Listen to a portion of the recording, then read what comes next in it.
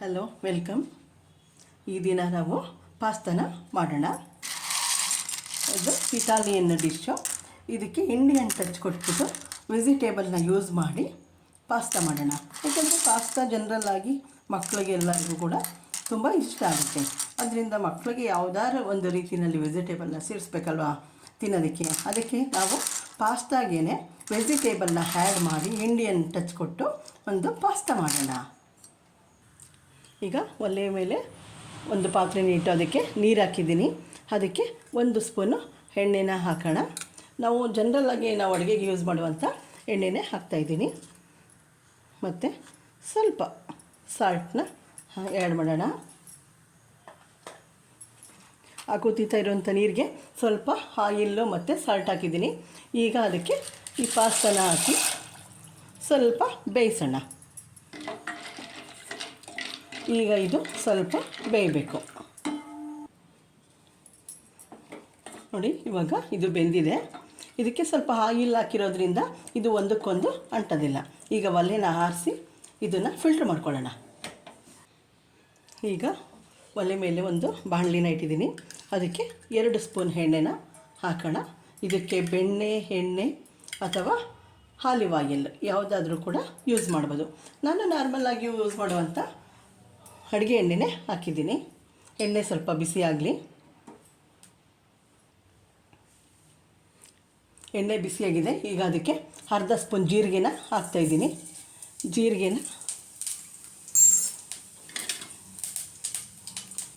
ಹಾಕಿದ್ಮೇಲೆ ಅದಕ್ಕೆ ಸ್ವಲ್ಪ ಕ್ಯಾರೆಟ್ ಕಟ್ ಮಾಡಿ ಇಟ್ಟಿದ್ವಿ, ಅದನ್ನು ಹಾಕೋಣ. ಮತ್ತು ಒಂದು ಸಣ್ಣ ಕ್ಯಾಪ್ಸಿಕಮ್ ಕಟ್ ಮಾಡಿಟ್ಟಿದೆ, ಅದನ್ನು ಹಾಕೋಣ.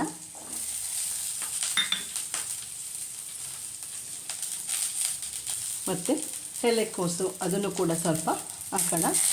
ನಾವು ಮುಖ್ಯವಾಗಿ ಇದರಲ್ಲಿ ವೆಜಿಟೇಬಲ್ನ ಹೆಚ್ಚು ಆ್ಯಡ್ ಮಾಡಬೇಕು.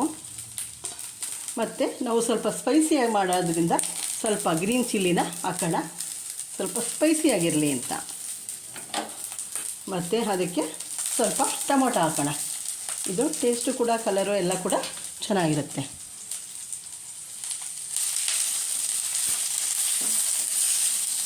ನೋಡಿ, ಆರೆಂಜು, ರೆಡ್ಡು, ಗ್ರೀನು, ವೈಟು ಎಲ್ಲ ಕೂಡ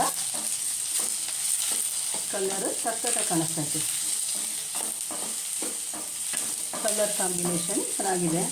ಮತ್ತು ಸ್ವಲ್ಪ ಅದು ಫ್ರೈ ಆದಮೇಲೆ ಅದು ಫ್ಲೇವರು ಕೂಡ ಚೆನ್ನಾಗಿರುತ್ತೆ.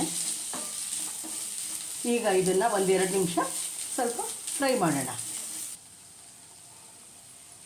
ನೋಡಿ, ವೆಜಿಟೇಬಲ್ ಎಲ್ಲ ಸ್ವಲ್ಪ ಫ್ರೈ ಆಗಿದೆ.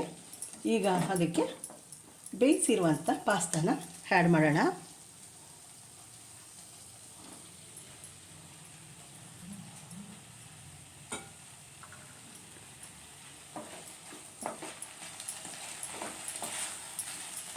ಒಮ್ಮೆ ಮಿಕ್ಸ್ ಮಾಡೋಣ. ನೋಡಿ, ರೆಡ್ಡು, ಗ್ರೀನು, ವೈಟು ಎಲ್ಲ ಕೂಡ ಕಲರು ಚೆನ್ನಾಗಿ ಕಾಣಿಸ್ತಾ ಇದೆ.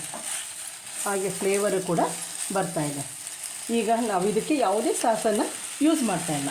ಈಗ ಅದಕ್ಕೆ ಕ್ರೀಮಿ ಟೆಕ್ಸ್ಚರ್ ಬರಲಿ ಅಂತ ಹಾಲನ್ನ ಆ್ಯಡ್ ಮಾಡೋಣ.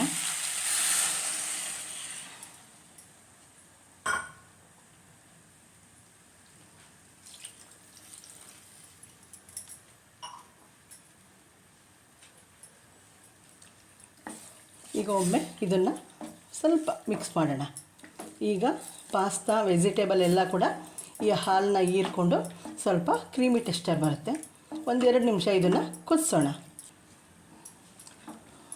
ನೋಡಿ, ಹಾಲನ್ನು ಹಾಕಿದೆ. ಹಾಲು ಒಳಗಡೆ ಪಾಸ್ತಾ ಬೇಯ್ತಾ ಇದೆ. ಪಾಸ್ತಾ ಆಲ್ರೆಡಿ ಬೆಂದಿದೆ. ಸ್ವಲ್ಪ ಹಾಲನ್ನು, ವೆಜಿಟೇಬಲ್ಲು ಮತ್ತು ಪಾಸ್ತಾ ಎರಡೂ ಕೂಡ ಹಾಲನ್ನು ಹೀರ್ಕೊಳ್ಳಿ. ಈಗ ಅದಕ್ಕೆ ಸ್ವಲ್ಪ ಉಪ್ಪು ಹಾಕೋಣ. ಮೊದಲು ಸ್ವಲ್ಪ ಹಾಕಿದ್ದೆ ಬೇಯಿಸ್ಬೇಕಾದ್ರೆ, ಈಗ ನೋಡಿ ಸ್ವಲ್ಪ ಹಾಕೋಣ.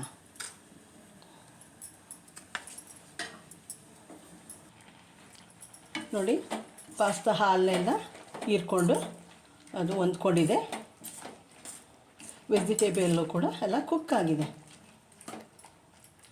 ಈಗ ಅದಕ್ಕೆ ಸ್ವಲ್ಪ ಇಟಾಲಿಯನ್ ಹರ್ಬ್ಸ್ನ ಹಾಕೋಣ. ಇದು ಫ್ಲೇವರ್ಗೋಸ್ಕರ. 1 ಅರ್ಧ ಸ್ಪೂನ್ ಹಾಕಿದ್ರೆ ಸಾಕಾಗುತ್ತೆ. ಮತ್ತು ಖಾರಕ್ಕೆ ಮತ್ತು ನೋಡೋದಕ್ಕೂ ಚೆನ್ನಾಗಿರುತ್ತೆ. ಒಂದು ಅರ್ಧ ಸ್ಪೂನು ಚಿಲ್ಲಿ ಫ್ಲೇಕ್ಸ್ ಹಾಕೋಣ. ಆಲ್ರೆಡಿ ನಾವು ಖಾರಕ್ಕೆ ಗ್ರೀನ್ ಚಿಲ್ಲಿ ಹಾಕಿದ್ದೀವಿ, ಇದನ್ನು ಕೂಡ ಹಾಕೋಣ. ಇದು ಸ್ವಲ್ಪ ಖಾರ ಕೊಡುತ್ತೆ. ಜನರಲಾಗಿ ಪಾಸ್ತಾ ಸ್ಪೈಸಿಯಾಗಿರೋದಿಲ್ಲ, ಆದರೆ ನಾವು ಸ್ವಲ್ಪ ಸ್ಪೈಸಿನ ಜಾಸ್ತಿ ಹೆಚ್ಚು ಯೂಸ್ ಮಾಡೋದ್ರಿಂದ ಸ್ವಲ್ಪ ಜಾಸ್ತಿ ಹಾಕಿದ್ದೀನಿ. ಗ್ರೀನ್ ಚಿಲ್ಲಿನೂ ಹಾಕಿದೆ ಮತ್ತು ಚಿಲ್ಲಿ ಫ್ಲೇಕ್ಸ್ನೂ ಕೂಡ ಹಾಕಿದೆ. ಇದೇನಿಲ್ಲ, ಒಂದೇ ಒಂದು ನಿಮಿಷ ಎಲ್ಲ ಕೂಡ ಮಿಕ್ಸ್ ಆಗಿ ಅದರ ಫ್ಲೇವರ್ನ ಹೀರ್ಕೊಳ್ಳಿ ಅಷ್ಟೇ. ಹೀಗಾಗಿ ಸ್ವಲ್ಪ ಕೊತ್ತಂಬರಿ ಸೊಪ್ಪನ್ನ ಹಾಕೋಣ.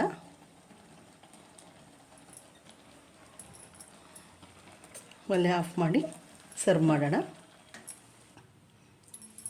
ಈಗ ಇದನ್ನು ಒಂದು ಬೌಲ್ಗೆ ಶಿಫ್ಟ್ ಮಾಡೋಣ.